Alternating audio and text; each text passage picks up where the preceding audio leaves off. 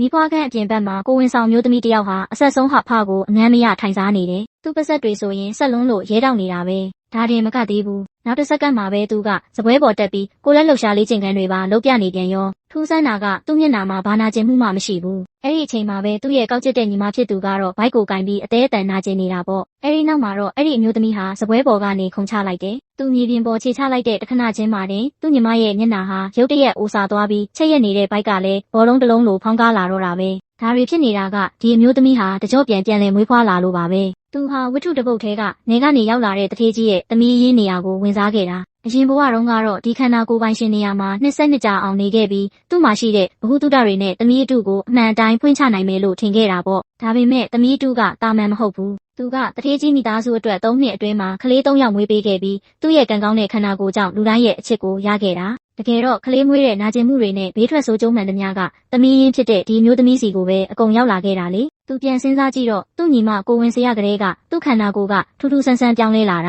။နောက်ဆုံးတော့ဝေဒနာတွေနဲ့တေဆုံးသွားခဲ့ရတယ်။တေခါနီးကြမှသူ့ညီမကဒါတွေအားလုံးကိုစီစဉ်ထားတာမှန်။သူဟာနာကျင်မှုတွေကိုခံယူပေးရတဲ့အိုးတလုံးတက်ပဲဆိုတာသိလိုက်ရပေမဲ့လက်စားချေဖို့အားရင်မရှိတော့ပဲနာကြီးစွာနဲ့တေဆုံးခဲ့ရတာပေါ့။သူမျက်လုံးပြန်ပွင့်လာတဲ့အချိန်မှာတော့သူ့ရဲ့မင်္ဂလာဆောင်နေ့ကိုပြန်ရောက်နေတာကိုတွေ့လိုက်ရတယ်။အတိတ်ကနာကျင်မှုတွေကိုပြန်တွေးပြီးဒီတစ်ခါတော့သူ့ညီမရဲ့မျက်နှာဖုံးကိုခွာချဖို့ဆုံးဖြတ်လိုက်တယ်။အဲ့ဒီအချိန်မှာပဲသူ့ညီမကမင်္ဂလာဝတ်စုံကြီးနဲ့ရှောက်လာတော့သူကဘာမှစဉ်းစားမနေပဲပါးကိုအားရပါရရိုက်ချလိုက်တော့တာပဲ။ဒါကိုမြင်တော့သူ့ရောင်ကန်းနဲ့မိဘတွေကသမီးတူဘက်ကနေရက်တီပြီးဘာမှမမေးမြန်းပဲသူ့ကိုစုပူကြတယ်။အဖေဖြစ်သူကတုံးနဲ့တောင်ရိုက်ဖို့လုပ်တာ။ဒါပေမဲ့သူကတခါသေးပြီးသားမို့ဘသူ့ကိုမှအရှုံးပေးတော့ဘူး။ငွေကလေးကလူချင်းလေးခံရလို့နေမှာနှိမ့်ဆက်ခံခဲ့ရပြီးပြီ။အခုပြန်လာတော့လေဒီလိုပဲလားဆိုပြီးအဆက်အသွယ်ဖြတ်မယ်ပြောလိုက်တယ်။အဖေဖြစ်သူကစိတ်တူပြီးနိုင်ငံခြားပို့မယ်လို့ချိန်ချောက်တော့သူ့ညီမကထိတ်လန့်သွားတယ်။ချက်ချင်းပဲဟန်ဆောင်ပြီးညီမအချင်းချင်းမို့စိတ်ပူလို့ပါဘာညာနဲ့ချော့ပြောပေမဲ့အမျိုးသမီးကတော့သူ့ညီမရဲ့ထူးဆန်းတဲ့တုံ့ပြန်မှုကိုသတိထားမိသွားတယ်။အခန်းထဲပြန်စဉ်းစားနေတော့တကားဝမှာဘိုက်ကရုတ်တရက်အသေးအတန်နာလာတယ်။ညီမဖြစ်သူကိုဝင်ရမယ့်အချိန်ဆိုတာသူတတိယသွားပြီးဆေးကုမ္ပဏီက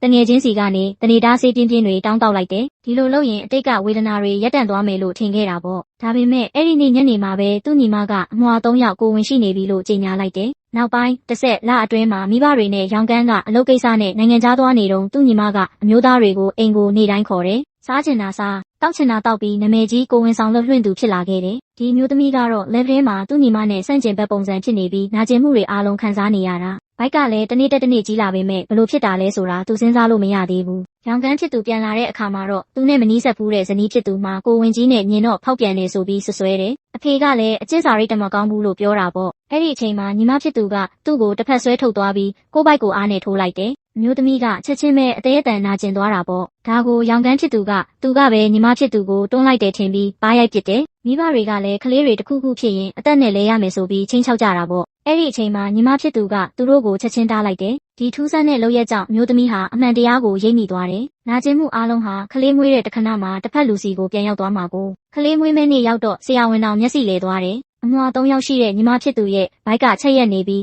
ကိုဝင်မရှိတဲ့ဒီမျိုးသမီးရဲ့ဘိုက်ကတော့အကြီးကြီးဖြစ်နေတာလေ။ခွဲစိတ်ခန်းဝင်ခါနီးမှာညီမဖြစ်သူကအတူတူခွဲဖို့နဲ့ထုံဆေးကိုဒီမျိုးသမီးကိုပဲပေးဖို့အတင်းပြောတယ်။အရင်ကညီမဖြစ်သူဟာထုံဆေးတစ်ခါမှမသုံးပဲသူပဲနာကျင်မှုတွေခံခဲ့ရတာကိုသတိရသွားပြီးဒီတစ်ခါတော့ထုံဆေးကိုညှင်းလိုက်တယ်။ညီမဖြစ်သူရဲ့ဟန်ဆောင်ဂရုစိုက်မှုတွေကိုကြည့်ပြီးသူတေချာသွားပြီးဆရာဝန်ကခွဲစိတ်ခန်းနီးအစာပေါ့ပေါ့စားဖို့ပြောထားပေမဲ့သူကတော့ဟာဖတွေကိုမှားပြီးအငမ်းမရစားပစ်လိုက်တာပေါ့။သူကတော့ဘာမှမဆက်ပေမဲ့ဘေးကညီမဖြစ်သူမှာတော့ဆက်လုံးလို့ချွေးတွေပြန်နေပြီ။အဲဒီနောက်စပွဲပေါ်တက်ပြီးကိုလက်လှုပ်ရှားတွေအပြင်းထန်လှုပ်လိုက်တော့ညီမဖြစ်သူမှာဘိုက်ကအသေးအတန်နာလာတော့တယ်။အချိန်ကျပြီဆိုတာနဲ့သူကစပွဲပေါ်ကနေခုန်ချလိုက်တဲ့အခါမှာတော့သူ့ညီမရဲ့မျက်နှာဟာချက်ချင်းအိုမင်းရင်ရောသွားပါတော့တယ်။